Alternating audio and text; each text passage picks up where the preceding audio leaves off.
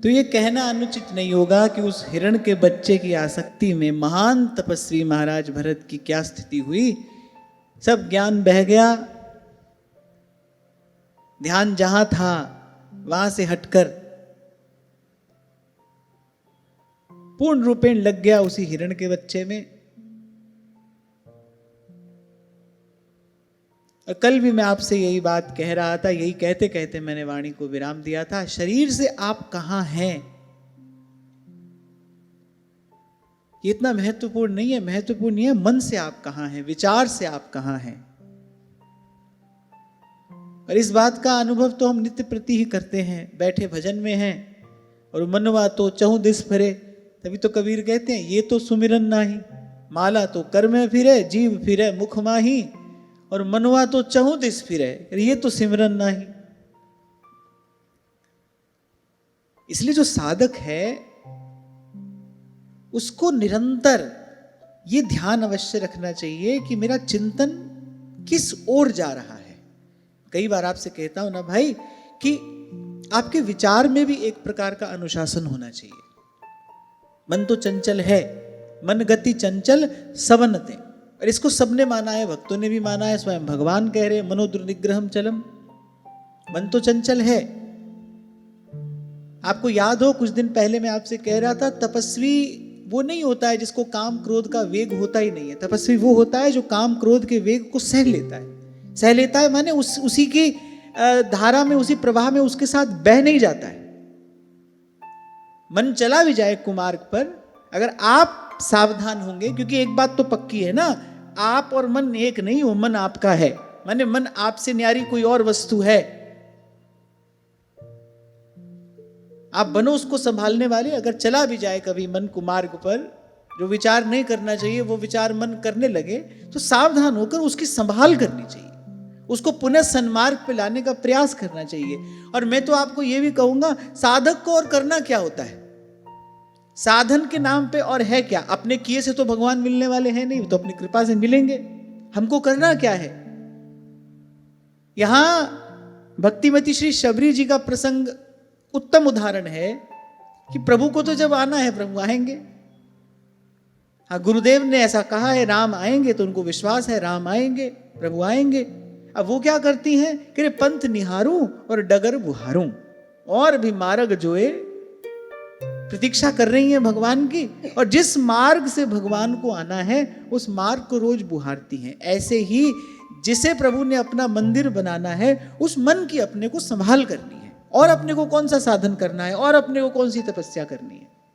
पहले तो प्रयास पूर्वक मन को भगवान के नाम रूप लीला धाम में लगाना है, और पुराने संस्कार से, अपनी सहज चंचलता से, माया के प्रबल प्रवाह से मन इधर उधर होने लगे तो उसको फिर लेकर आइए भजन के मार्ग पे। यही हमको करना है, यही हमारा कार्य है, यही हमारी साधना है, यही हमारी उपासना है। मन के पीछे पीछे नहीं चल जाना है। परसों आपको यही मैंने कहा था, भजन को मन के भरोसे नहीं छोड़ देना है। एक बात और सदा स्मरण रखना कि आप मन के स्वामी हो, आप मन के सेवक नहीं हो, आप मन के दास नहीं हो, आप मन के स्वामी हो। अगर आप बने मन के दास तो मन पतन कराएगा ही कराएगा, वो ले जाकर किसी गहरे गड्ढे में आपको छोड़ देगा। बस इतनी सावधानी रखनी है। उठ जाए मन में कोई ऐसी बात जो नहीं आनी चाहिए मन में, कोई बात नहीं, डरना घबराना नहीं है। भगवान का नाम जपो, भगवान से प्रार्थना करो, नाम जप का बल लेकर, गुरुजनों की वाणी का आधार लेकर आओ मन को सन्मार्ग पे। ध्रुवदास जी यही बात कहते हैं, ऐच खेच या मन ही को वृंदावन में लाए।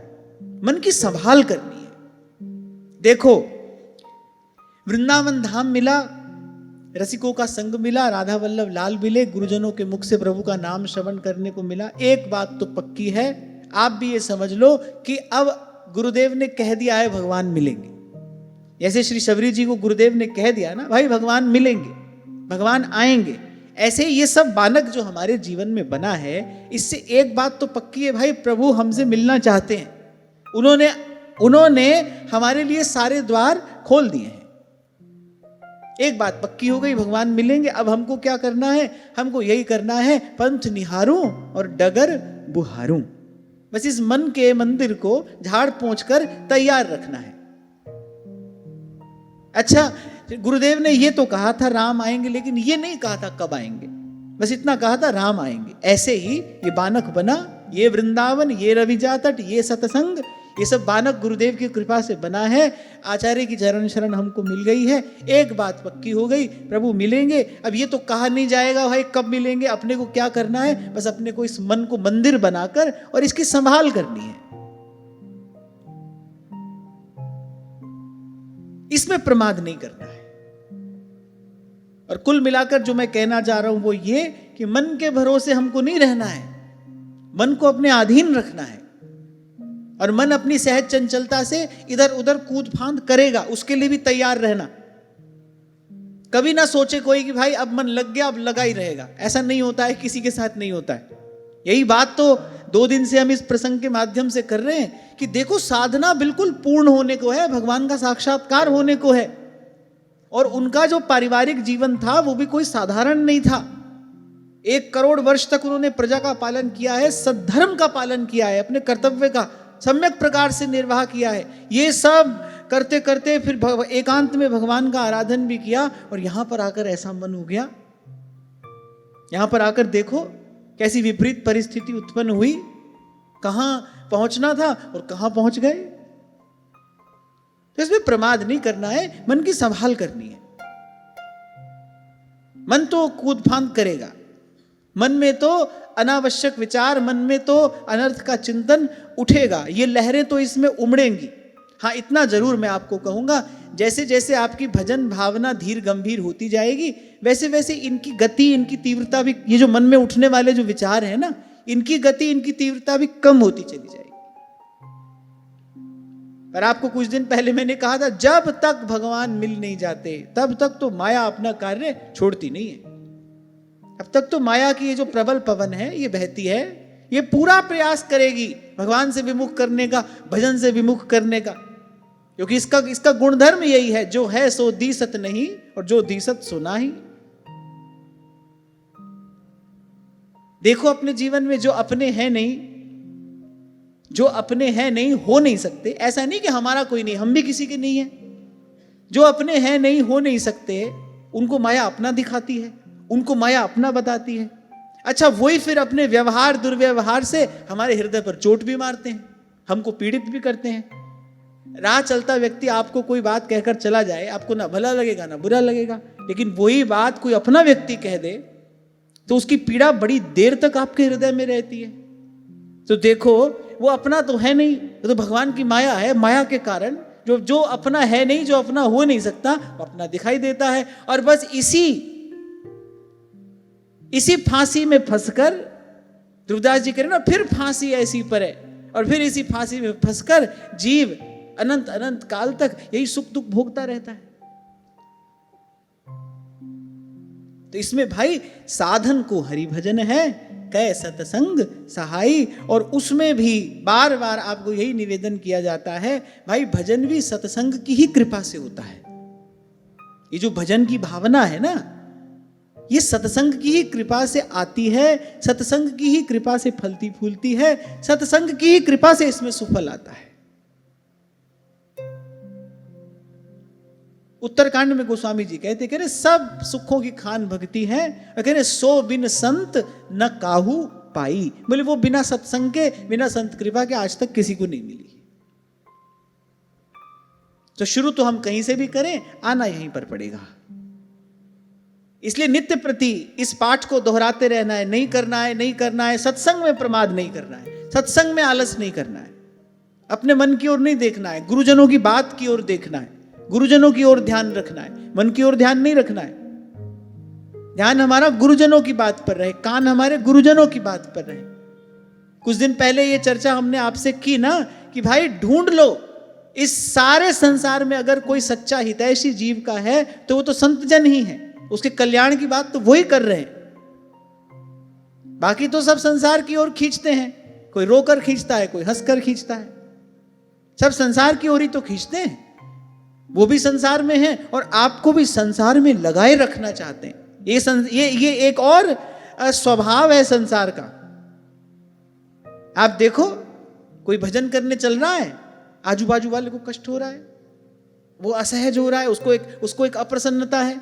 अब जैसे कल एक माता का प्रश्न आया, 50 वर्ष की अवस्था हो गई और बोले सब दुहाई देते हैं, मुझे पति के प्रति धर्म ऐसा होता है, पति के प्रति धर्म वैसा होता है। अब मेरे मन में बड़ी दुविधा है। अब देखो, एक तो संसार में लगाई है, साथ वाला भजन कर रहा है, उसको भी नहीं करने दिया जा रहा है, उसको भी खींच रहा है संसार में। तो संसार तो ऐसा ही है भाई, इसीलिए तो उसको जाल कहा गया है। फंसते फंसते फंसता चला जाता है जीव। इसीलिए तो महापुरुषों ने इसको दलदल कहा है। बोले धसे तो फिर धसते चले गए। तभी तो ध्रुवदास जी कहते हैं, विषय चुगा जिन चुगै मन, चुगत कछुक सुख हो, फिर फांसी ऐसी परे, तिहि सम दुख न हो। कह रहे पहले तो भाई हो सके तो मन की संभाली रखना। विषय चुगा जिन चुगा मन, मत जाना उस ओर। कह रहे चुगत कछुक सुख होई। बड़ा अच्छा उदाहरण संत देते हैं। शरीर में कहीं दाद हो जाए, दाद हो जाती है ना शरीर में, अब मन करता है उसको खुजाने का। अब जब दाद को खुजाओ तो क्षणिक सुख भी मिलता है उसको खुजाने से, लेकिन उसके बाद वो और विभत्स रूप ले लेती है। उसके बाद स्थिति और भयानक हो जाती है। बिल्कुल ऐसा ही है विषय का सेवन। चुगत कछुक सुख होई, उसमें सुखाभास तो है। संसार का जो विषय है, चाहे वो भोजन हो, चाहे वो स्पर्श का सुख हो, जो भी हो, शब्द स्पर्श रूप रस गंध, जितने भी विषय सुख हैं, इसमें सुख का आभास तो है। क्षण भर का वो सुख तो मिलता है, पर भूलिए मत फिर फांसी ऐसी परे, तिहि सम दुख न हुई। सुख मिला फिर दौड़कर जाओगे उसके पास, उसी से लिपटे रहने का मन करेगा। दुख मिला तो द्वेष हो जाएगा। जिससे सुख मिलेगा उससे लिपटे रहने का मन करेगा, जिससे दुख मिलेगा उसको गाली दोगे, उसको कोसोगे, उसके अहित का चिंतन करोगे, उसके अहित का विचार करोगे। दोनों स्थिति में मन मैला ही हो रहा है। तो कह रहे विषय चुगा जिन चुगे मन। प्रयास तो यही करना, वो जो काम क्रोध का वेग आए उसको सह लेना। और एक और बात बड़ी विचित्र है, आप देखो, दर्द पीड़ा सहन करने की क्षमता सब लोगों की अलग अलग होती है। कुछ लोग बड़ी थोड़ी सी पीड़ा में बिलबिला जाते हैं और कुछ लोग बड़ी भारी पीड़ा को भी सह जाते हैं। पीड़ा सहन करने की शक्ति कैसे आती है? थोड़ी सी पीड़ा को आप सह लो तो आपकी सहन शक्ति बढ़ जाएगी। सहने से ही सहन शक्ति बढ़ती है। ये बड़ी विचित्र बात है। आपने थोड़ी पीड़ा सह ली और आप उस थोड़ी सी पीड़ा को सहते रहे तो आपको अभ्यास हो जाएगा उतनी पीड़ा का। फिर उतनी पीड़ा एक समय पर आपको पीड़ा नहीं लगेगी। सहने से सहन शक्ति बढ़ती है। This is natural phenomenon. ऐसा ही होता है, ये एक प्राकृतिक प्रक्रिया है। ऐसे ही मान लो काम का या क्रोध का वेग मन में उठा, और मैंने कहा ना वो तपस्वी नहीं है जिसको वेग ही नहीं उठता है। एक तो उठेगा, जन्म जन्म के संस्कार संचित हैं। मैं तो कई बार आपसे कहता हूं, हमारे भीतर कौन कौन से विकार छिपे हमको पता नहीं है। किसी घड़ी किसी क्षण वो विकार उठकर सामने आ जाता है, उमड़ कर आ जाता है। हमको पता चलता है हमारे भीतर ये सब भी था, तो पता नहीं चलता है, पर है, निश्चित बात है, क्योंकि जन्म जन्म के संस्कार हैं, संचित हैं भीतर। तो काम क्रोध का वेग तो उठेगा, आप उसके साथ बह मत जाओ। आपसे मैंने कहा था ना, रात को 12 बजे इच्छा हुई खीर खाने की। अब मन की इच्छा होने से तो खीर नहीं आएगी ना भाई, हाथ पैर चलाओगे तभी तो खीर हाथ में आएगी। ऐसे ही केवल मन के कुछ चाह लेने से नहीं होता है कुछ भी, उसमें आप अपना सहयोग देते हो। आप अपना सहयोग मत दो, इसका अभ्यास करो। और किसी भी प्रकार से इंद्रिय निग्रह नहीं किया जा सकता, और किसी भी प्रकार से जीवन को संयम में नहीं लाया जा सकता। काम क्रोध का वेग उठे, भगवान का नाम जपो। और मैं तो कहता हूं उस वेग से भी डरने घबराने की आवश्यकता नहीं है। ये तो मैं आपको अपने साधक जीवन का अनुभव बता रहा हूं। अब कभी मन मैला हो तो यही दृढ़ निश्चय किया, भाई जब भी मन में ऐसा विचार उठेगा बस उसी समय बैठकर भगवान के नाम में लग जाएंगे। किसी और स्थिति में होंगे तो चलते फिरते नाम जप करने लगेंगे। ऐसी कोई स्थिति आएगी, हम समझेंगे ऐसी स्थिति हमको नाम की शरण में पहुंचाने के लिए ही आ रही है। बार बार ऐसी स्थिति अगर आएगी तो उसका क्या लाभ होगा? बोले हानि तो कुछ होगी नहीं, लाभ ही होगा, जितनी बार ऐसी स्थिति आएगी उतनी बार हम नाम की शरण में चले जाएंगे। धीरे धीरे होगा क्या, नाम जप का अभ्यास होता रहेगा। और ऐसा ही हुआ भी, धीरे धीरे नाम जप का अभ्यास होने लगा। तो बड़ी बात है, क्योंकि आप प्रभु के हो, प्रभु ने आपको स्वीकार कर लिया है, प्रभु ने आपको स्वयं तक आने का मार्ग दे दिया है। डरने घबराने की आवश्यकता नहीं है, बस थोड़ा सावधान रहने की आवश्यकता है। और वो सावधानी बनी रहेगी सत्संग की कृपा से। इसलिए ये मंत्र तो, ये पाठ तो हमको नित्य प्रति रटना है, ये मंत्र नित्य प्रति जपना है। सत्संग में प्रमाद ना होने पाए भाई। हमारे जीवन में कोई नियम नहीं है, बस एक सत्संग का नियम है। इसको पूरी दृढ़ता से इसका पालन करेंगे, पूरी निष्ठा से इसका निर्वाह करेंगे। भक्ति सुतंत्र सकल सुख खानी, बिनु सतसंग न पावै प्राणी। भक्ति सुतंत्र।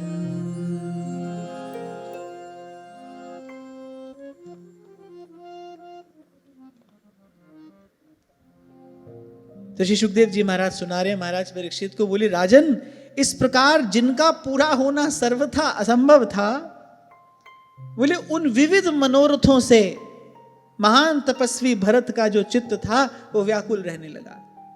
जिनका पूरा होना सर्वथा असंभव था। कौन से मनोरथ का पूरा होना सर्वथा असंभव है?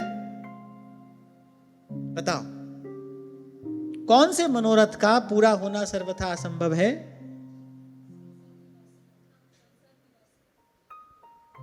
नहीं, ऐसा कौन सा मनोरथ है जिसका पूरा होना सर्वथा असंभव है? जो हमारे पास है ये सदा बना रहे, ये मनोरथ पूरा होना सर्वथा असंभव है। ऐसा कभी नहीं होगा, किसी के साथ ना हुआ ना आगे कभी होगा। हम यही चाहते हैं, जो हमारे पास बढ़िया बढ़िया है बस वो ऐसा ही बना रहे। शिकायत करते हैं ना लोग, अरे वो बदल गए, अब वो पहले जैसे नहीं रहे। अरे कोई पहले जैसा नहीं रहता। आप इसमें इतना आश्चर्य क्यों करते हो? आप इसमें इतना दुख क्यों मनाते हो? आपको ये परिस्थिति देखकर पीड़ा क्यों होती है? Why you are shocked? आपको झटका क्यों लगता है? अरे वो पहले जैसे नहीं रहे। कोई नहीं रहता, आप भी नहीं रहते, आप भी नहीं रह सकते। संस्कृति स संसार, इसी का नाम संसार है। आप देखो, आप पहले जैसे हो। वह आपके खिलौने गुड्डे गुड़िया जिसको आप चूमते थे, दुलारते थे, आप उनकी ओर घूमकर भी नहीं देख रहे, वो बेचारे कितना बुरा मान रहे होंगे। अरे कभी तो हमको गोद में उठाए डोलते रहते थे, हमारी ओर आते ही नहीं, हमारी ओर देखते भी नहीं, उनको बहुत बुरा लगता होगा। आप भी वैसे नहीं हो, आप भी सब छोड़ते चले, आगे बढ़ते चले। आपकी भी रुचियां, आपकी भी प्रियता कभी किसी में थी, कभी किसी में थी। कभी आप कैसे थे, कभी आप कैसे थे।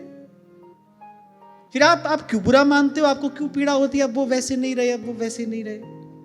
कोई नहीं रहता है भाई, इसी का नाम संसार है। संत कहते हैं, कह लाली उड कपूर दे वांग जाए, कह केड़ा रोज दा हुसन परावना है। जैसे कपूर उड़ते उड़ते उड़ जाता है, कह तन जोवन उड़ जाएगा जैसे उड़त कपूर। नारायण गोपाल भज, क्यों चाटे जग। और संसार से संबंध बनाओगे तो ऐसे मनोरथ मन में उठेंगे ही उठेंगे, उठेंगे ही उठेंगे। अभी कुछ दिन पहले एक बच्ची ने प्रश्न किया था ना, अभी पिछले सत्र की शायद बात है, उसने कहा कि मैंने एक ऐसे व्यक्ति का चयन कर लिया, अभी विवाह नहीं हुआ है लेकिन मैंने ऐसे व्यक्ति का चयन कर लिया जिसको सत्संग में कोई रुचि नहीं है। और मैंने अपना उत्तर दिया था। तो कल ही मुझे ये बच्चे दिखा रहे थे, नीचे एक महाशय लिख रहे थे, अरे संसार में प्रेम होना कोई गलत बात थोड़ी है। अगर हमारा मन भटक रहा है तो उसका मतलब हमारी भक्ति कच्ची है। मैंने कहा धन्य हो, पहली बात तो संसार में प्रेम हो कहां से जाएगा। सबसे बड़ा पर्दा तो मनुष्य की बुद्धि पर यही पड़ा है। संसार में प्रेम हो कैसे जाएगा? प्रेम को घटने के लिए जो चाहिए वो यहां है ही नहीं, हो कैसे जाएगा। और दूसरा यही भगवान की माया है। अगर ये कह रहे भोगो लेकिन उसमें फंसो मत, ऐसा भी कभी हो सकता है। बड़ा आश्चर्य है, कोई कहे कि विषय को भोगे लेकिन उसमें फंसे नहीं। अरे ये जो महापुरुषों के वाक्य हैं, सुखानुशयी रागः दुखानुशयी द्वेषः, सब मिथ्या है, झूठ है। तुम तो ये व्हाट्सएप और यहां वहां से इंस्टाग्राम से सब पढ़ लिख कर और ये ज्ञान बघार रहे हो। एक बार साधन के क्षेत्र में उतर कर देखो, देखो विषय का भोग भोगने से क्या स्थिति होती है। अरे भोगना तो छोड़ो, विषय का चिंतन मन बिगाड़ देता है। और मैं कहता हूं विषय के भोग का सबसे बड़ा दुष्परिणाम क्या है? विषय के भोग का सबसे बड़ा दुष्परिणाम यही है, विषय का चिंतन होने लगता है। विषय भोग का दुष्परिणाम ही यही है, वो विषय के चिंतन में लगा देता है। विषय के चिंतन से क्या होता है? उस विषय में आसक्ति होती है। यही क्रम महापुरुषों ने बताया है। एक बार विषय भोगा, थोड़ी देर का उससे सुख मिला, अब क्या होगा? उसी सुख का चिंतन हो रहा है। उस सुख का चिंतन करते करते क्या हुआ? उस सुख में आसक्ति हो गई। यही तो घटना यहां घट रही है। हिरण के बच्चे को देखते देखते उसको लाड़ करते दुलारते, अब जहां देखो हिरण ही दिखाई पड़ रहा है। भगवान का दर्शन होना बंद हो गया, भगवान का नाम जब छूट गया, वो जो ध्यान करते थे बैठकर सब धरा का धरा रह गया। अब जहां देखो वहां हिरण का ही बच्चा दिखाई पड़ रहा है। चिंतन करोगे उस विषय में आसक्ति हो जाएगी, बार बार उसके पीछे जाने का मन करेगा, बार बार उसके पास जाने का मन करेगा।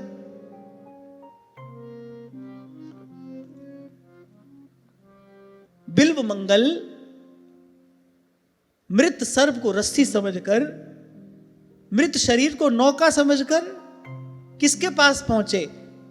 वो चिंतामणि के पास नहीं पहुंचे थे, वो विषय सुख के पास पहुंचे थे। वो जो विषय सुख उनको वहां प्रतीत हो रहा था, उसको पाने के लिए ऐसे बावले हुए। आधी रात का समय है, सावन भादो के समय का वो नदी का प्रवाह है। वो जो मृत शरीर है उसी को नौका समझ बैठे, उसी पर चढ़कर। और चिंतामणि के घर के बाहर वो जो सर्प लटक रहा है, अंधेरे में दिखाई नहीं पड़ा, उसी को समझा चिंतामणि ने मेरे लिए रस्सी डाल रखी है, उसी को पकड़कर उसके कक्ष में जा रहे हैं। तब चिंतामणि ने दुत्कारा, उसने कहा कि कैसी दुर्दशा इस ब्राह्मण की हो गई है। वो ब्राह्मण है, कह रही अपने सत्कर्म भूल गया है, ये ध्यान साधन सब भूल गया है, और विषय में कैसा इसका मन लिप्त हुआ है कि इसको उचित अनुचित कुछ भी दिखाई नहीं पड़ रहा है। चिंतामणि को दया आई, और मैं तो कहूंगा भगवान को दया आई। इसीलिए आपको कहता हूं गुरु किसी भी समय किसी भी रूप में प्रकट हो सकता है। चिंतामणि के रूप में वो गुरु सत्ता प्रकट हुई। चिंतामणि ने उपदेश दिया, बिल्व मंगल को चोट लगी और चल दिए वृंदावन की ओर। और लीला सुख होकर इस संसार में उन्होंने कीर्ति प्राप्त की। कृष्ण करणामृत जैसा अद्भुत अद्भुत ग्रंथ लिखा, और उस ग्रंथ के आरंभ में पहला प्रणाम गुरु को ही किया जाता है। उस ग्रंथ के आरंभ में वो पहला प्रणाम चिंतामणि को ही करते हैं। वही मेरी गुरु है। उसी के शब्द से मुझे चोट लगी है, मेरा बिगड़ा मन सुधरा, मैंने प्रभु की ओर देखना आरंभ किया। तो ये एक और विडंबना है। लोग समझते हैं हाँ भाई हमारी भक्ति पक्की है, हम तो कुछ भी करें हम थोड़ी फंस जाएंगे। यहां हजारों साल के तपस्वी गिर जाते हैं और उनको लगता है भाई हमारा क्या होगा, हमारा कोई कौन बिगाड़ सकता है, हम तो सिद्ध हैं। जो अपने आप को सिद्ध कहे सबसे बड़ा भौंदू, सबसे बड़ा बुद्धू वही है। कबीर जी ये बात कहते हैं, बोले बहुतक भौंदू बह गए और राख जीव अभिमान। इतना तो आप कह सकते हो कि हाँ भाई आज मन ठीक है, ये नहीं कह सकते कल ठीक रहेगा, नहीं कह सकते आप, कोई नहीं कह सकता, कोई भी नहीं। कहा करूं तेरी प्रबल माया, कहा करूं तेरी प्रबल माया, देत मन भर माया, हरि तेरो भजन कियो न जाय, हरि तेरो भजन कियो न जाय। तो इससे तो डरते ही रहना। ऐसे हनुमान जी छोटे हो गए ना, बोले छोटे होने से क्या हो जाएगा, ये सुरसा के सामने छोटे होने से। हनुमान जी ने कहा हम सच में थोड़ी छोटे हो जाएंगे, छोटे तो हम तब होंगे जब प्रभु का दिया कार्य पूरा नहीं कर पाएंगे, तब हम छोटे हो जाएंगे। बोले इसके सामने झुकने से कौन सा हम छोटे हो जाएंगे। ये देखो ये कितनी अद्भुत लीला है। हनुमान जी को छोटा होना पड़ा। छोटा होना पड़ा माने अपना बड़प्पन छोड़ना पड़ा, क्योंकि बड़े होकर तो पार नहीं पा रहे थे। गोस्वामी जी कह रहे तस तस सुरसा वदन बढ़ावा। जितने हनुमान जी बड़े होते हैं वो और दुगना मुंह खोल लेती है। हनुमान जी ने कहा नहीं भाई इसके सामने छोटे होने से हम छोटे नहीं होंगे। भगवान का कार्य अगर पूरा नहीं किया, जिस राम काज के लिए मैं निकला हूं वो कार्य अगर मैंने पूरा नहीं किया, तब हम छोटे हो जाएंगे। छोटे हो गए, नन्हे से होके उसके मुख से निकल आए। ऐसे ही भाई ये भगवान की माया है,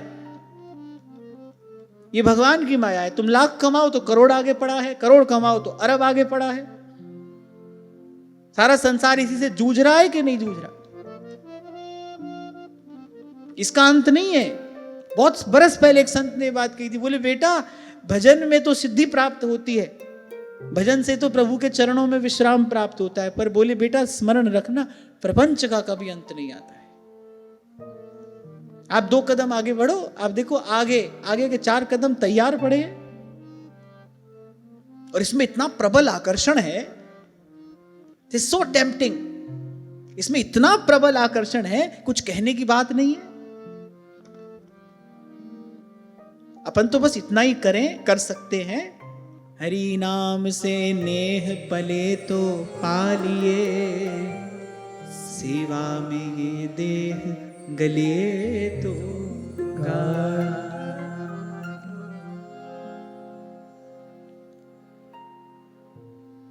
तो बोले जो चित्त परम शांत हो गया था,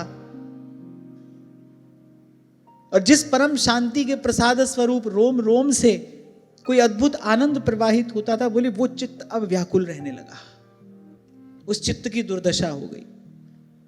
आपसे कहता हूं ना, पहले संत मिलते थे ना, गुरुजन अपने शिष्य से मिलते थे तो यही बात पूछते थे, बोले बेटा मन ठीक है ना, मन लगा है ना भजन में?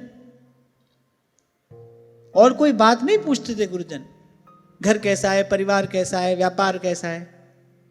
इस सब से तो छुड़ाने के लिए गुरु होता है, इसमें लगाने के लिए थोड़ी होता है। और फिर गुरु ये भी जानता है भाई कैसा है, जैसा होता है वैसा ही होगा, उसमें कौन सा 4 चांद लगा लोगे। अब घर परिवार संसार जैसा सबका होता है भाई, वैसा ही तुम्हारा भी होगा।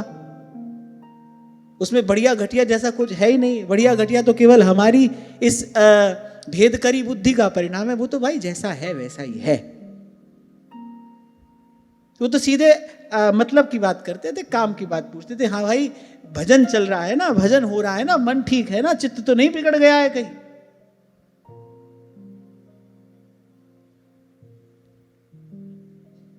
अब यहां एक और बड़ी महत्वपूर्ण बात लिखी है, बोले मृग शावक के रूप में ये आया कौन है? बोले कोई प्रारब्ध कर्म आया है। इसीलिए आपको बार बार कहता हूं भाई कोई दोषी नहीं है, हमारी स्थिति के लिए कोई दोषी नहीं है। जो भी हमारे जीवन में आ रहा है हमारा कर्म है और हमारा प्रारब्ध है। इसीलिए कहता हूं भाई उसको हाथ जोड़ के स्वीकार कर लो, लड़ो झगड़ो मत, हाथ जोड़ के उसको स्वीकार करो। भरोसा रखो मैं भगवान की शरण में हूं, मैं प्रभु का हूं, प्रभु मेरे हैं, मैं भगवान की शरण में हूं। भगवान की मुझ पर कृपा करुणा भरी दृष्टि है। जो हुआ है वो भी मेरे मंगल के लिए हुआ है, जो हो रहा है वो भी मेरे हित के लिए हो रहा है, और जो होगा उससे भी मेरा कल्याण ही होगा। क्या हो रहा है इस पर विचार मत करो, कौन कर रहा है इस पर दृष्टि रखो। आपको याद हो कभी मैंने आपसे कहा था क्या मिल रहा है इसको मत देखो, देने वाला कौन है इसका विचार करो। संसार बढ़िया से बढ़िया चीज भी दे तो भी अगर वो संसार से आ रही है तो अपने साथ द्वंद्व ही लेकर आएगी, पीड़ा ही लेकर आएगी। और हो सकता है आपको आज कोई प्रतिकूल परिस्थिति प्रभु की ओर से आती प्रतीत हो, पर अगर उसका विधान करने वाले प्रभु हैं तो अंत में आपका मंगल ही होगा, अंत में आपका कल्याण ही होगा। लेकिन संसार की रीत बिल्कुल उल्टी है, उसकी दृष्टि कभी देने वाले पर नहीं होती। देने वाला रोकर दे रहा हो, पीड़ा पाकर दे रहा हो, उसको तो क्या मिल रहा है इस बात से मतलब है। संसार में तो यही होता है, व्यवहार में तो यही हमने देखा। पत्नी कहेगी भाई घर परिवार को चलाने के लिए जो खर्च चाहिए हमको वो दे दो, उसके अलावा हमको तुमसे कोई मतलब नहीं।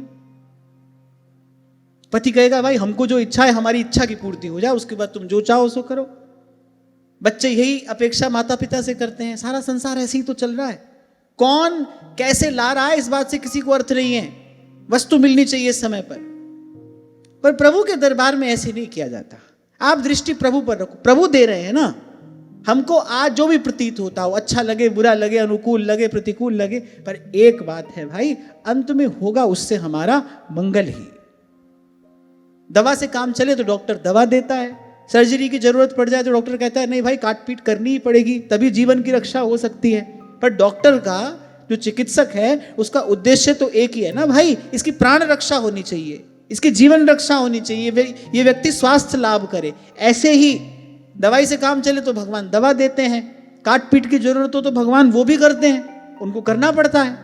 पर एक बात पक्की है, हम भगवान की शरण में हैं, भगवान जो कर रहे हैं उससे हमारा हित ही हो रहा है और हमारा कल्याण ही होगा। इस विश्वास को पक्का रखना है, पूर्ण रखना है, किसी को दोष नहीं देना है। दोष देके क्या करोगे, एक गांठ और लगाई आपने उसके साथ, पहले वाली खुल नहीं रही, एक और आपने लगा ली। दोष ना दीजिए।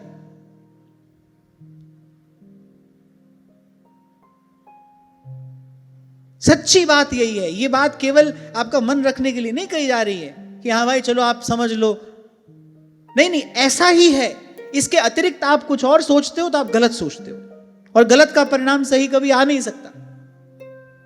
आपको सुनाया था ना मैंने, महाभारत का युद्ध हो गया, गांधारी बड़ी पीड़ा में है, वो अत्यंत पीड़ा, क्रोध, वो बहुत सारे भाव उसके हृदय में हैं, वो झेल नहीं पाई और प्रभु को श्राप दे दिया, तुम्हारे कारण मेरा कुल नष्ट हुआ, मैंने अपनी आंख के सामने अपना संपूर्ण कुल नष्ट होते देखा है, तुम भी ऐसे ही देखोगे।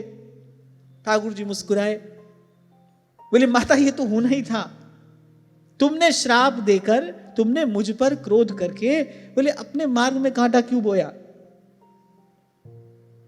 जहां जिसके साथ जो होना है भाई वो हो ही जाएगा।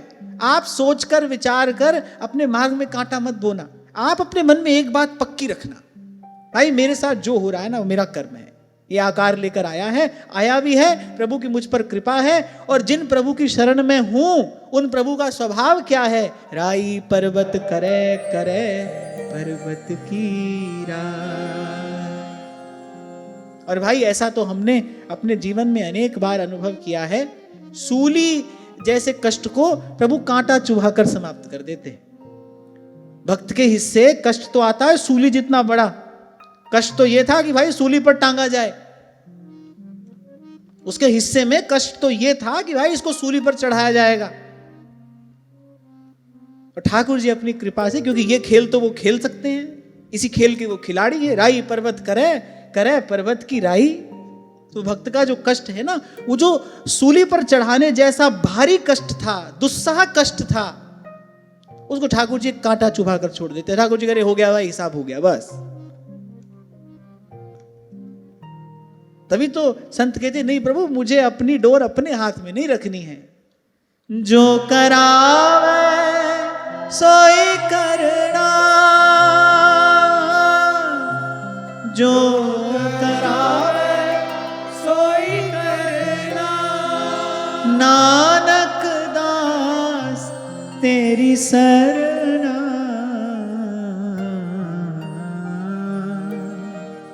प्रभु डोरी हाथ तुम्हारे, प्रभु डोरी हाथ तुम्हारे, प्रभु डोरी हाथ तुम्हारे।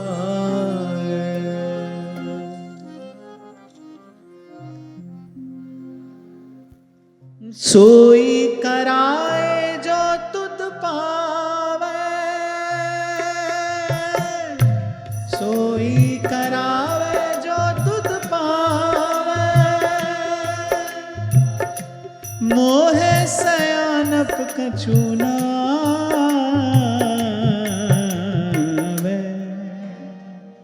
प्रभु डोरी हाथ तुम्हारे, प्रभु डोरी हाथ तुम्हारे, प्रभु डोरी हाथ तुम्हारे,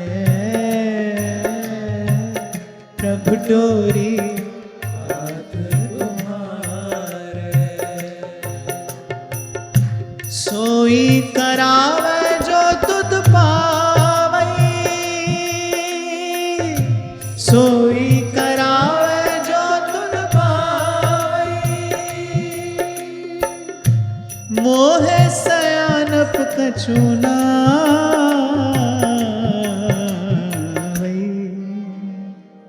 प्रभु डोरी हाथ तुम्हारे,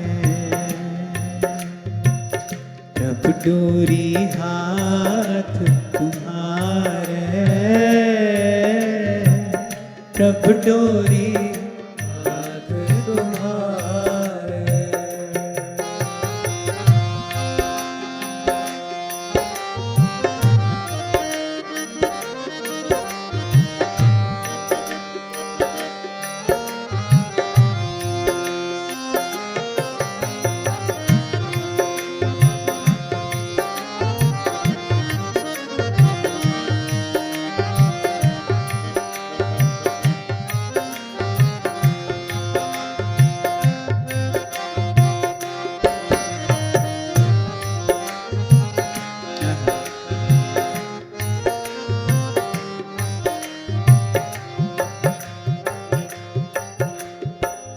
हम बारक तो सरनाई,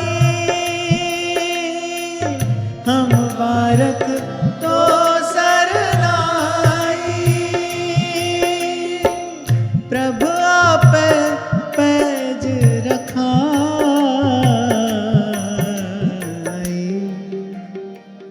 प्रभु आप पैज रखाई, प्रभु आप पैज रखाई, प्रभु आप पैज रखाई, प्रभु डोरी हाथ तुम्हारे, प्रभु डोरी हाथ तुम्हारे, प्रभु डोरी हाथ तुम्हारे, प्रभु डोरी हाथ तुम्हारे।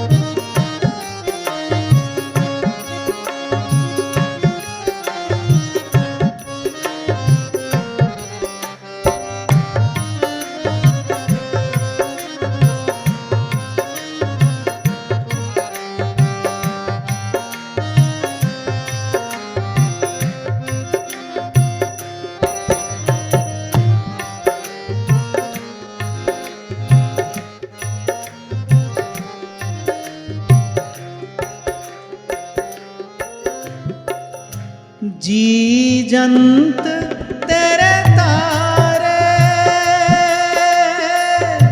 जी जंत तेरे तारे, जी जंत तेरे धारे, जी जंत तेरे तारे, प्रभु डोरी हाथ तुम्हारे,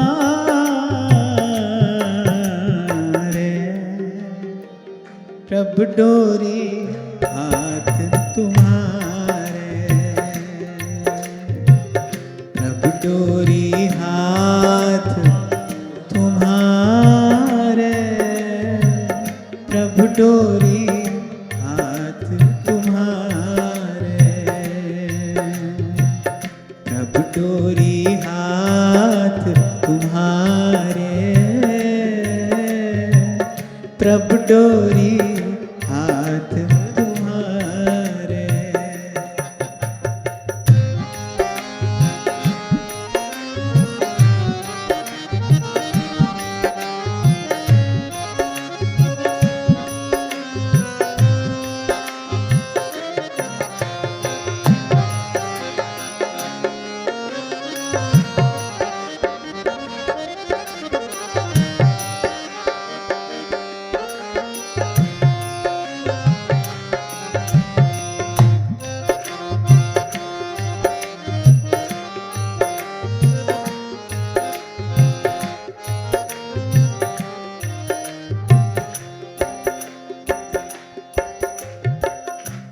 जो करावे सोई करना, जो करावे सोई करना, जो करावे सोई करना, जो करावे सोई करना। नानक दास तेरी सरना, प्रभु डोरी हाथ तुम्हारे, प्रभु डोरी हाथ तुम्हारे, प्रभु डोरी हाथ तुम्हारे। नानक दास तेरी सरना, जो करावे सोई करना। नानक दास तेरी सरना, जो करावे सोई करना।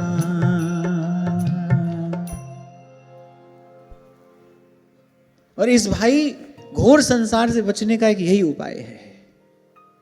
तो ये भरोसा पक्का रखना है कि डोरी प्रभु के हाथ में है,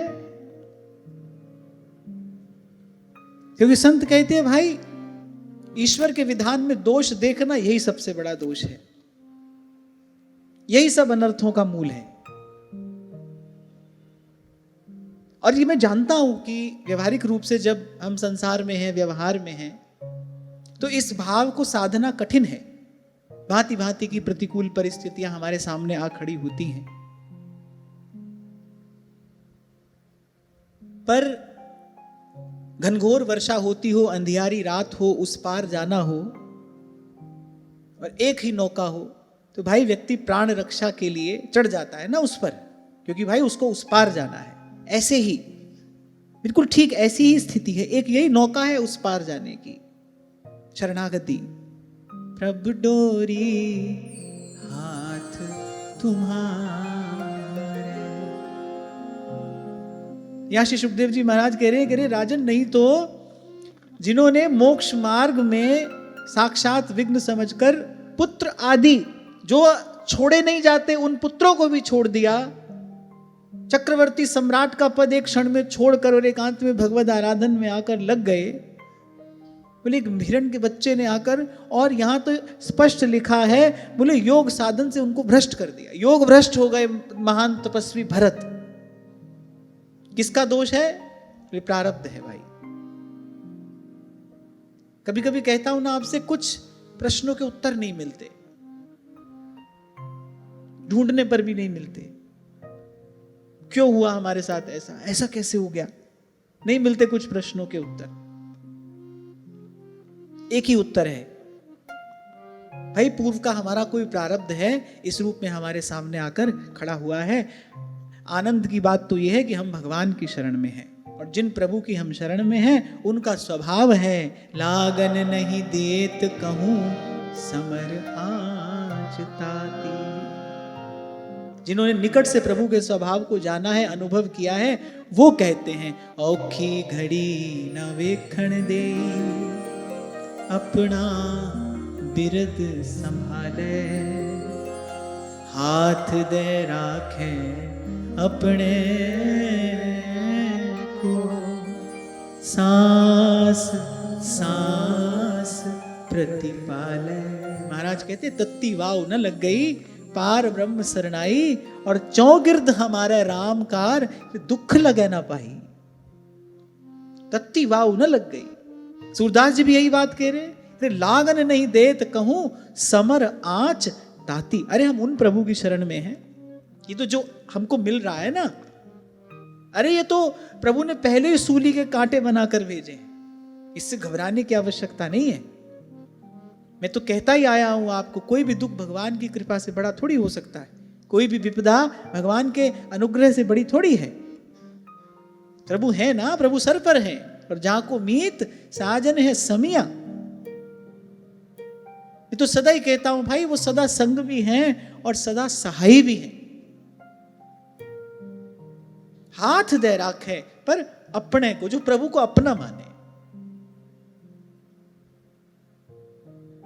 ज्ञान मार्ग का यही तो सबसे बड़ा विघ्न है। ज्ञानी अपने बल पर चलता है। भक्त कहता नहीं भाई मेरे पास अपना कोई बल नहीं है, अप बल तप बल और बाहुबल, चौथो बल है दाम, सूर किशोर कृपा दे सब बल, अरे हारे को हरि नाम।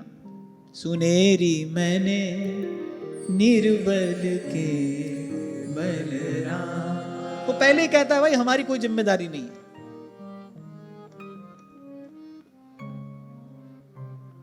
भक्त तो यहां तक कह देता है, बोले हमारा क्या बहुत जन्म हम जन्म बिगाड़े, हम तो बिगाड़ते ही आ रहे हैं, एक और भी बिगड़ जाएगा तो कौन बड़ी बात हो जाएगी। बोले हमको तो इसका अभ्यास है। बोले हमारा कुछ ना जाएगा, तुम्हारी साख जाएगी। चिंता मोहे नाथ अपारा, अपजस नहीं होए तुम्हारा। ये तो इमोशनल ब्लैकमेल हुआ ना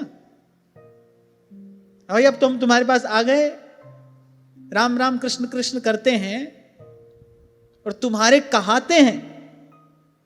संसार में सब लोग जानते हैं, हमारे माथे पे देखो ये वैष्णव तिलक है, गले में कंठी है, हाथ में माला झूली है, हरे राम राम राम हरे हरे, हरे कृष्ण कृष्ण कृष्ण हरे हरे, राम कृष्ण का नाम जपते हैं। तो भाई प्रभु अब तुम तुम्हारे हैं तो हमारा क्या जाएगा। और वस्तुतः बात भी सही है, हमारे पास जाने के लिए है भी क्या, हमारे पास क्या है। सोच के देखो कभी एक बार, हमारे पास क्या है जाने के लिए। जो जाना है वो तो जा ही रहा है, जिसको आना है वो आ ही रहा है। मैं तो कभी कभी ये भी देखता हूं जीवन में, दृष्टा बनने का भी अपना एक सुख है, दृष्टा बनने का भी अपना एक आनंद है। देखो बिना ही बुलाए कोई आ भी जाता है, बिना ही भेजे कोई चला भी जाता है। हम तो बेकार में ही हाथ पैर मारे चले जा रहे हैं।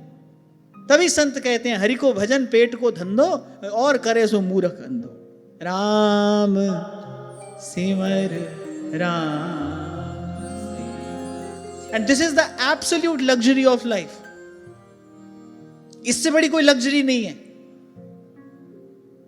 यहां पर राम जाप दे आनंद महान, पर मिले उसे जिसे दे भगवान।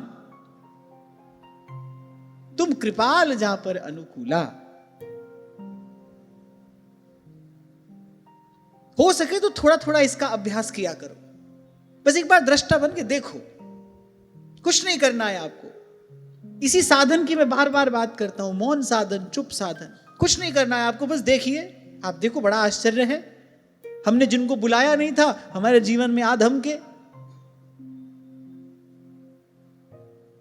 जिनको बनाए रखना चाहते थे वो रोता बिलखता छोड़कर चले गए। हम जो परिस्थिति नहीं चाहते थे वो जीवन में है, और जो चाहते हैं वो किसी भी प्रकार हाथ पैर मारने से आ नहीं रही है। संत समझ गए। इसी को कहते हैं संत सबद लग उतरे पार। दीपक से दीपक जलता है, ऐसे ही संतों की कृपा से चेतना जगी और संत तो कर दे आप समान। जिसको संत ने छुआ वो संत हो गया, जिसको संत ने देखा वो संत हो गया, जिसको संत ने स्वीकार किया वो संत हो गया। संत होकर जाना, अरे भाई हम तो व्यर्थ ही किए चले जा रहे थे, और इसी व्यर्थ के करने के कारण ये व्यर्थ का संसार भोग रहे थे। वक्त कहता है नहीं भाई हमको कुछ नहीं करना है। व्यास भरोसे कुंवरी के सोवत पांव पसार। हम तो आपके भरोसे हैं प्रभु, हम नहीं करेंगे, जो करावे सोई करना। अपनी ओर से हमको कुछ नहीं करना है, हमारा कोई संकल्प नहीं है। आ भी जाए मन में कोई संकल्प, उठ भी जाए मन में कोई संकल्प, तो गुरु शब्द को झाड़ू लेके कचरो परो निवारो रे। गुरु शब्द को झाड़ू देके कचरो परो निवारो रे। हाँ, एक बात मुझे इस प्रसंग के अनुकूल आपसे अवश्य कहनी है। जो आपकी निंदा कर रहे हैं, आपको गाली देते हैं, आपको अपशब्द कहते हैं, भगवान से प्रार्थना करना वो दीर्घायु हो। कम से कम जब तक तुम हो तब तक तो वो रहे। निंदक नियरे राखिए और आंगन कुटी छवाए। जाने अनजाने भी कोई पाप हो जाएगा, तो ठाकुर जी ने व्यवस्था की है, तुम पाप करोगे वो धो देंगे तुम्हारा पाप। कबीर यही तो कहते हैं, अरे जग में हितुआ तीन हैं, निंदक माई बाप। और ये तीन बड़े हितैषी हैं, तो भगवान से प्रार्थना करना इनकी दीर्घायु। और जो तुमसे ये कह रहा है ना कि आप बड़े अच्छे लगते हैं, उनसे बहुत सावधान रहना, वो तुम्हारा मटिया मेट करेंगे, आज नहीं तो कल करेंगे, बने रहे तुम्हारे पास में। तो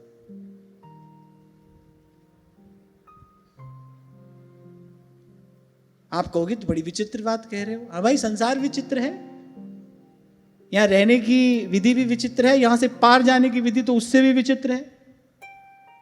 तो जो गाली दे रहा है, जो अपशब्द कह रहा है, जो निंदा करता है, तुम्हारी अकारण ही अपमान करता है, भगवान से प्रार्थना करना है जीता रहे भाई, जब तक हम हैं तब तक तो ये रहे। बड़ी सुंदर व्यवस्था प्रभु आपने हमारी की है, हमसे भूल होती है, ये उसका मार्जन करते हैं।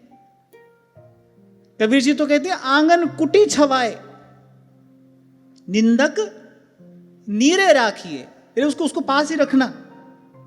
और कबीर जी कह रहे हो सके तो अपने घर के आंगन में कमरा रसोई दे देना उसको, आंगन कुटी छवाए। वो बहुत बड़ा काम कर रहा है। आगे कह रहे कि निंदक जीवे जुगन जुग काम हमारा होए, पलटू साहिब कहते हैं, बोले निंदक जीवे जुगन जुग काम हमारा होए, कि काम हमारा होए बिना कौड़ी को चाकर।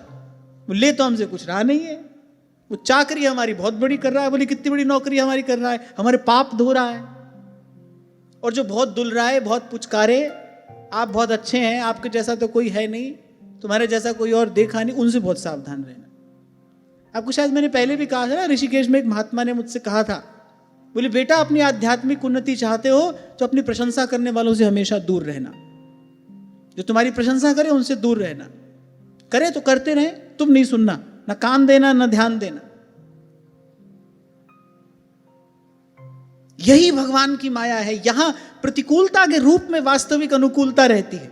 अगर भजन ही करना है तो, अगर भजन करना है तो फिर तो भाई प्रतिकूलता के रूप में वास्तविक अनुकूलता है। जैसे उस दिन एक माता पूछ रही थी, घर में बड़ी हाय हाय होती है, कोई हमको यूं कहता है, कोई हमको यूं कहता है। बड़ी अच्छी बात है, बड़ी जल्दी शुद्ध हो जाओगे तुम।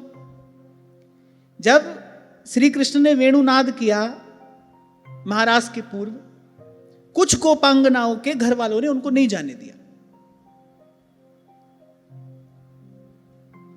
जो गई वो बाद में पहुंची, जिनको नहीं जाने दिया गया, कह रहे उनको इतनी दुस्सह पीड़ा हुई प्रभु के पास ना जाने के कारण, ना पहुंच पाने के कारण। कह रहे उनके रोम रोम में ऐसी भयंकर पीड़ा हुई, वो क्षण भर की पीड़ा से जन्म जन्मांतर के जो प्रारब्ध कर्म थे सब नष्ट हो गए, वो उनसे भी पहले पहुंच गई।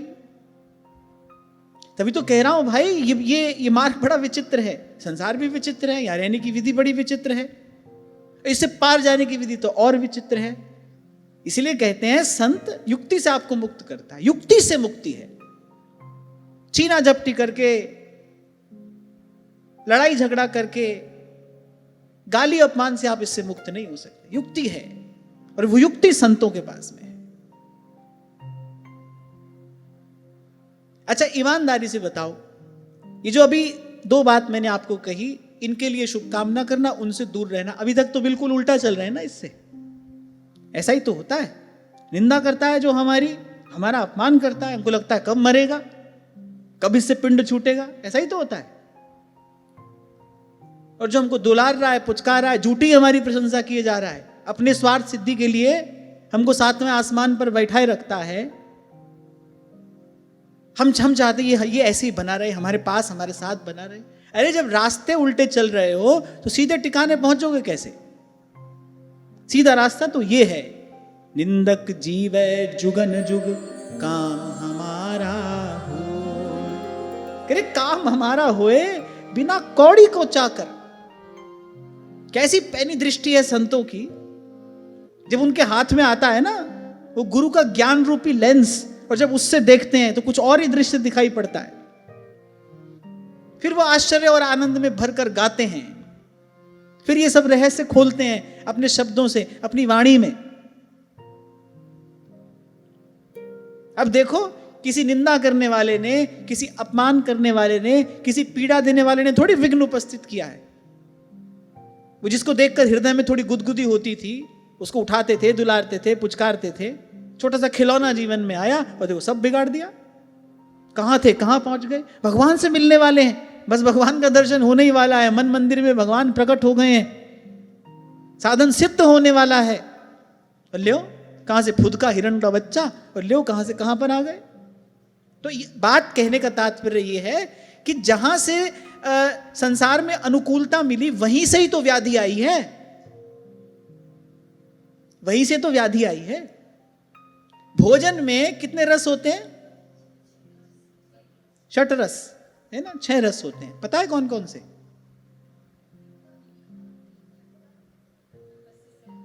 तीखा, मीठा, खट्टा, कसैला, 6 रस कौन से होते हैं? चरपरा,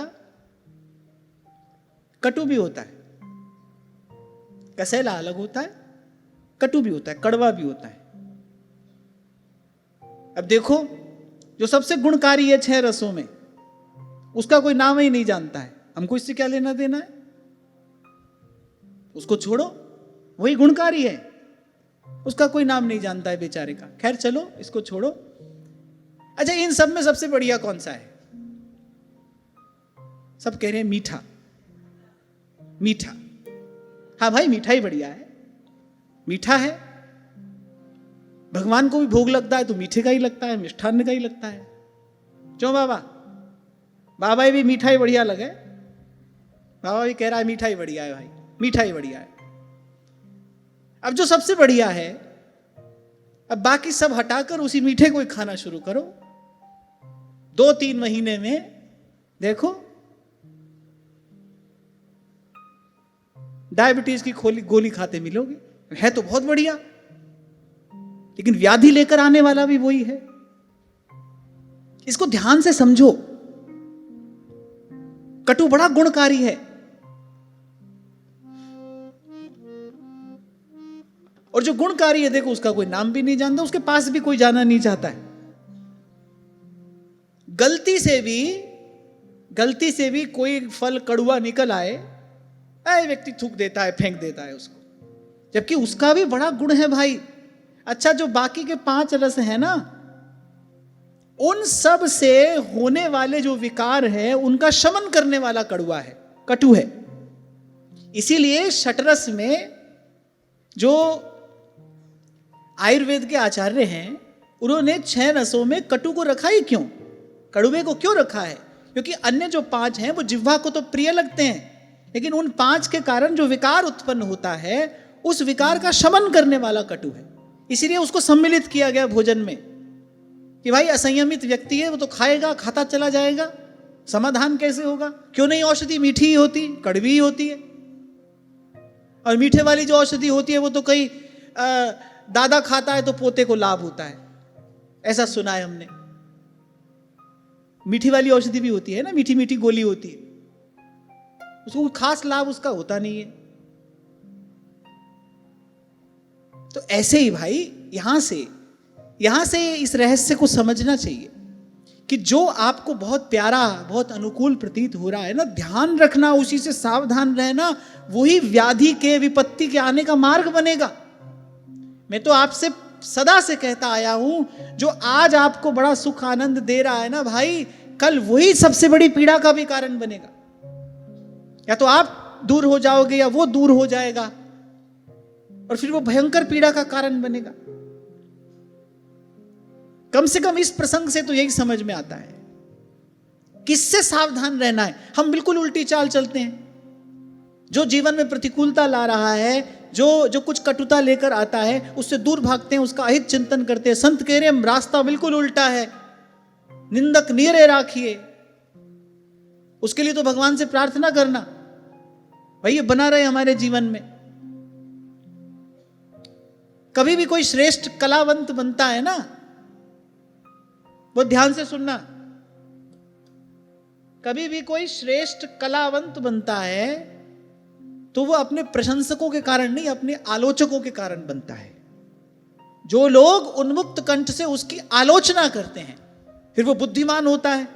उस आलोचना से वो दोष देखता है जो वो स्वयं नहीं देख पाता, फिर उनका परिमार्जन करता है, पर इस प्रकार उसकी कला में निखार आता है। मैंने तो यही पढ़ा और सुना है, क्योंकि कला की हर विधा में मेरी आरंभ से रुचि रही है। तो बहुत सारे श्रेष्ठ कलाकारों का जीवन वृत्त, जीवन चरित्र मुझे पढ़ने का शौक था, बचपन में मैं पढ़ा करता था। तो मैंने पढ़ा, तो मैंने देखा कि जो श्रेष्ठ कलावंत होता है वो प्रशंसकों के कारण नहीं होता है, वो आलोचकों के कारण होता है। वो आलोचना को स्वीकार करता है, वो प्रतिकूलता को स्वीकार करता है, वो जो रफ पैच है उसको उसने सहर्ष स्वीकार किया है, उससे स्वयं को सजाया है, निखारा है। इसलिए कबीर कहते हैं, सुख के माथे सिल पड़े नाम हृदय से जाए। अब देखो थोड़ा सा वो सुख मिला, थोड़ा सा सुख, थोड़ा सा विषय चुगा जो काल रूपी बहेलिये ने डाला, थोड़ा सा वो सुख मिला और नाम हृदय से जाए। और बहुत बड़ी बात यहां श्री सुखदेव जी महाराज कह रहे हैं, कि महान तपस्वी महाराज भरत जो थे, बोले योग भ्रष्ट हो गए, तपस्या से च्युत हो गए। एक एक करके पहले सारे नियम छूटे और बोले वो जो वृत्ति भगवान में तदाकार रहती थी, बोले वो उस हिरण के बच्चे में लगकर अब उसके अतिरिक्त ना कोई और विचार है, उसके अतिरिक्त ना कोई और चिंतन है। ऐसा जीवन हो गया। और अंत में क्या हुआ, बोले आत्मस्वरूप को भूल गए, अपने आत्मस्वरूप की विस्मृति हो गई।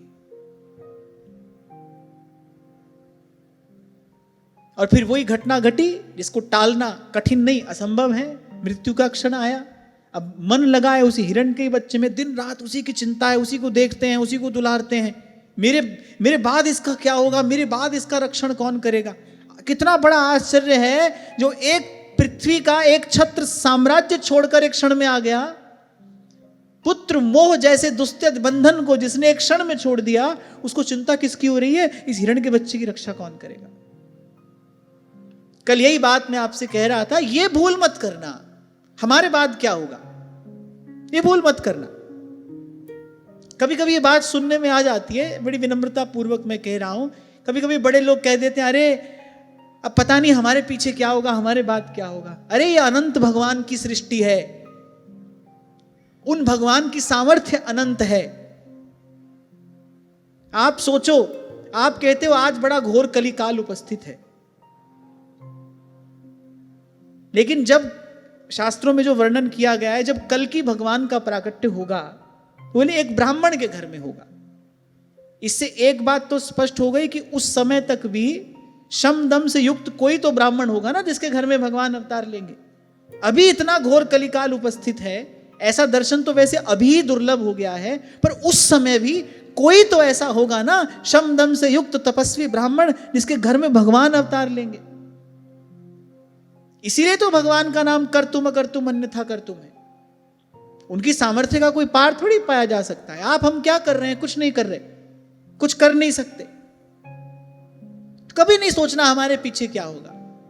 आज जीवन हमारे हाथ में है, बस इसका अधिक से अधिक सदुपयोग कर लीजिए। तन मन धन से जो भी आपके पास में है, योग्यता है, प्रतिभा है, जो भी भगवान ने आपको दिया है, आज इसका अधिक से अधिक सेवा में सदुपयोग कर लो। ये मत चिंता करो हमारे पीछे क्या होगा, तो बड़ी भारी भूल है। अच्छा यहां देखो, यही घटना घटी और मैं कहूंगा दुर्घटना घटी। इसका विचार करने से क्या हुआ, मति विकृत हो गई। अब मन में भय है, चिंता है, व्याकुलता है। अब ऐसी स्थिति में कोई मरेगा, अंतमति सो गति। अब ऐसी स्थिति में कोई मरेगा तो उसकी क्या दशा होगी, उसकी क्या गति होगी। अब कहते हैं जब काल भगवान आए तो कहते बस ऐसे ही पास में उस हिरण के बच्चे को बैठाकर टुकुर टुकुर उसी को ही देख रहे हैं। मन में इस बात का भय है, चिंता है, मेरे पीछे इसका क्या होगा, ग्लानि है कि मैं इसका पोषण रक्षण कर नहीं पाया। बस ऐसे ही उसको देखते देखते, हिरण को देखते देखते क्या हुआ, प्राण निकल गए। अब हिरण को देखते देखते गए तो भाई हिरण होना पड़ा। अरे मैं तो कहता हूं इसको कोई कहानी समझकर भी सुने ना तो इसमें बड़ी भारी शिक्षा छिपी है। पहली बात कि बनाना कितना कठिन है, बिगड़ना कितना सरल है। हजारों वर्षों का तप साधन थोड़ी सी देर में बिगड़ गया, लो कहां से कहां पर आ गए। दूसरी बात, कि जो अनुकूलता है, जिसको हम अनुकूलता समझते हैं, जिसको दौड़ दौड़ कर गले से लगाते हैं, वस्तुतः सारी विपदा व्याधि उसी के पीछे छिपी है। व्यक्ति की धन में सुख बुद्धि होती है, वो कहता है धन मिलेगा सब सुख सुविधा जुटा लूंगा, उस धन को कमाने के लिए पाप करता है, पाप का परिणाम ताप आता है जीवन में, भांति भांति के कष्ट जीव भोगता है। दूसरी शिक्षा यहां से यह मिलती है कि भाई जिसको हम अनुकूलता समझते हैं ना, जिसको हम सुख समझकर जिसके पीछे दौड़ रहे हैं, हमारा पतन कराने वाला वही है। इसी को तो कहते हैं विवेक प्राप्त करके जाग जाना, हित अहित का, सार असार का, उचित अनुचित का बोध हो जाना, इसी को तो विवेक कहते हैं। सत्संग यही तो हमको देता है। अब आप बोलो करें क्या, कुछ मत करो। ये जो समझ में आया है, ये जो जितने फॉर्मूले यहां से आप सीख रहे हो, go and apply in your life, इसको जीवन में अनुभव करो। दौड़ना भागना कहीं नहीं है, लड़ना झगड़ना कहीं नहीं है। मैं सदा से आपको कहता हूं, दौड़ भाग करने की जरूरत नहीं है, किसी को पकड़ने की, किसी को छोड़ने की आवश्यकता नहीं है। पाए जान जगत में सब जन, कपटी कुटिल कलयुगी टंच, जहां तक जाओगे वहां से सब यही है। जहां हो वहीं से अपना मार्ग बना लो। सहना तो भाई जहां रहोगे वहीं पर पड़ेगा। अगर जीवन को साधना है, तपस्या करनी है, अपने जीवन को शुद्ध करना है, शुद्ध बुद्ध मुक्त होना है, तो भाई तप ही एक मार्ग है, सहना तो पड़ेगा। जिस स्थिति में भगवान ने रखा है उसको सहर्ष स्वीकार करो, भगवान प्रसन्न होंगे, आपकी संभाल करेंगे।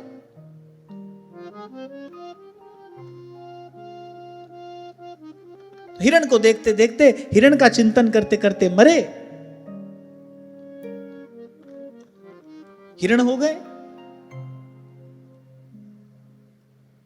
इसलिए संत कहते हैं जन्म जन्म मुनि जतन कराही, करे पे अंत राम कही आवत नाही। इसलिए सूरदास जी कहते हैं निपट निगोड़ो दास तिहारो, पर कहते प्रभु अंत समय सुध लीजिए। बोले उस समय प्रभु आप हमारी सुध लेना। मैं सर्वथा निर्बल दुर्बल जीव हूं, दीनहीन हूं। कहां मुझ में ऐसी सामर्थ्य आएगी कि मैं उस घोर पीड़ा के क्षण में मैं आपका स्मरण कर पाऊंगा। कर पाऊं ना कर पाऊं, आप प्रभु मेरा स्मरण कर लेना।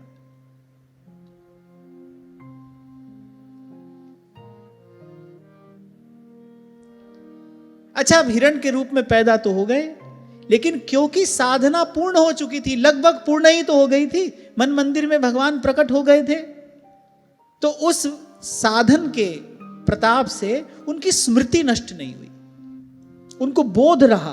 और उस बोध का लाभ क्या हुआ कि जो भूल पहले हुई वो भूल अब आगे ना हो। यही बोध का लाभ है।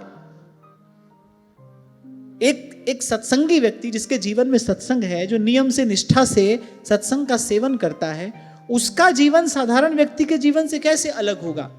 ऐसे ही तो अलग होगा भाई कि भाई जो भूल हमसे हो गई वो फिर ना करे, अपनी ओर से सावधान रहे, भूल को दोहराए नहीं।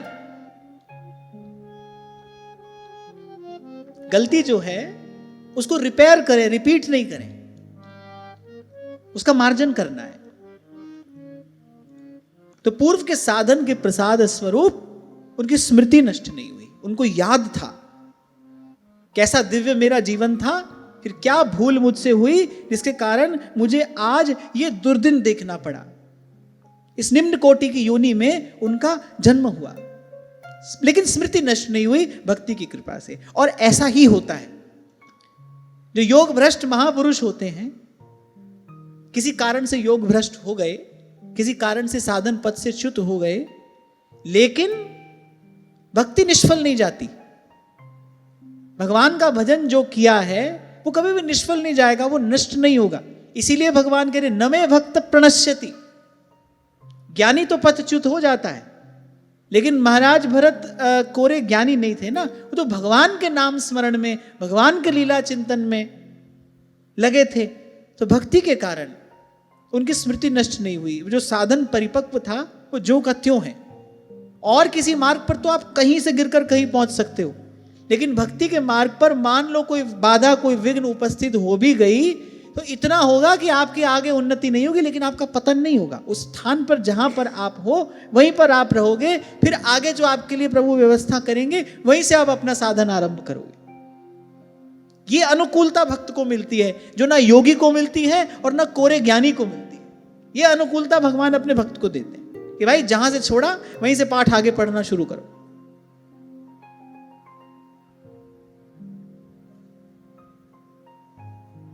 तो जब पूर्व की स्मृति उनको हुई तो कहने लगे बड़े खेद की बात है कि संयमशील महापुरुषों के मार्ग से ऐसा मेरा पतन हुआ।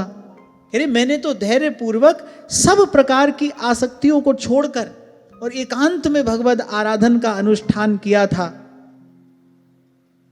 पवित्र गंडकी के पवित्र तट का मैंने आश्रय लिया था। भगवान की मुझ पर कितनी कृपा थी। भजन भाव में मेरा मन स्थिर हो गया था कि भगवान की मुझ पर कितनी कृपा थी। यहाँ एक बात और महाराज भरत कह रहे हैं, भजन में मन लग जाए, बोले भगवान की इससे बड़ी कृपा और क्या होगी। कि आपका भजन में मन लग रहा है, आपका सत्संग में मन लग रहा है, और भगवान की कृपा क्या होती है। व्यास जी तो यहां तक कह देते हैं अपनी वाणी में, कहते हैं परम पद कहे तो कौन सो लो। क्या होता है परम पद? अरे भगवान के भजन में मन लगा, यही परम पद है। व्यास जी कह रहे परम पद की बात करते हुए लोग ऊपर देखते हैं, बोले तहां ते कोई गयो ना आयो। बोले वहां से तो कोई जाकर आया नहीं, किसी ने बताया नहीं। बोले हमारा अनुभव यही कहता है, भजन में मन लग गया, बुद्धि स्थिर हो गई, स्थित प्रज्ञ हो गया, कोई श्री कृष्ण के चरणों में निष्ठा दृढ़ हो गई, नाम में प्रीति हो गई, भगवान के गुणानुकीर्तन में अनुराग हो गया।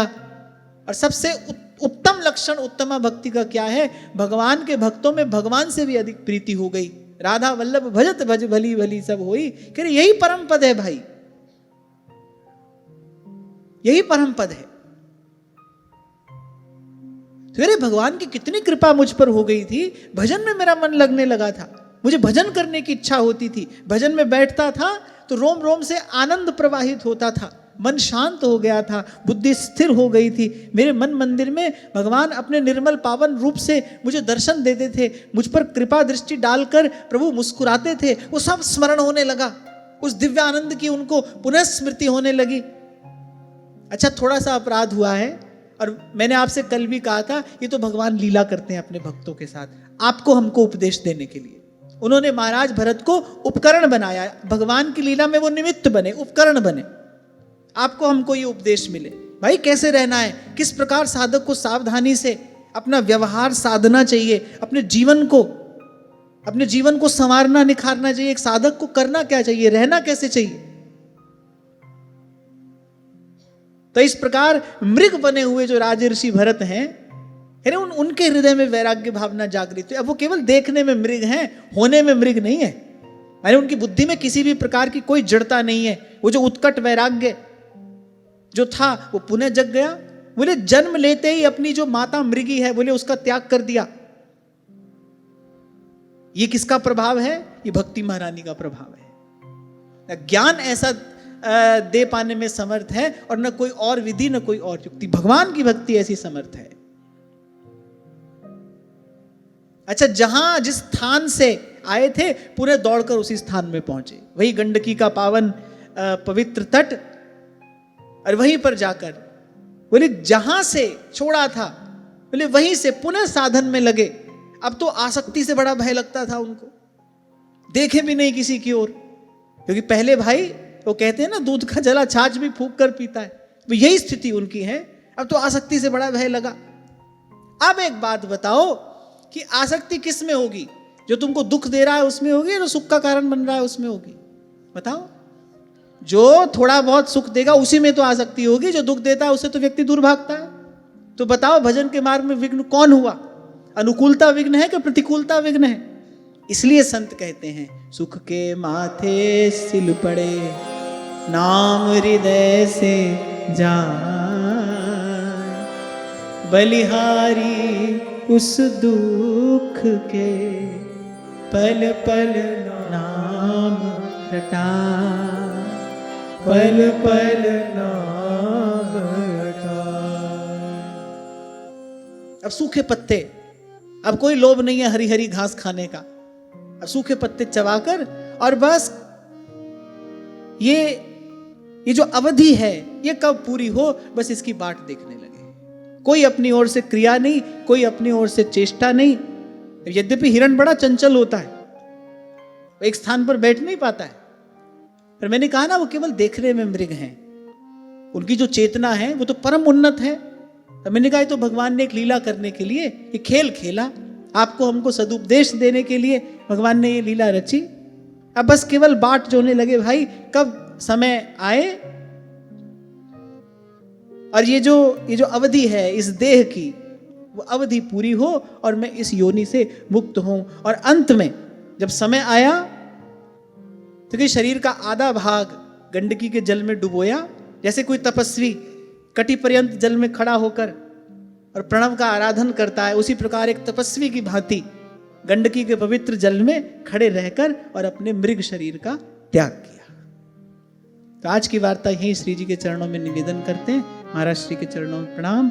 आप सबके हृदय स्थित प्रभु को, भाव प्रभु को नमन।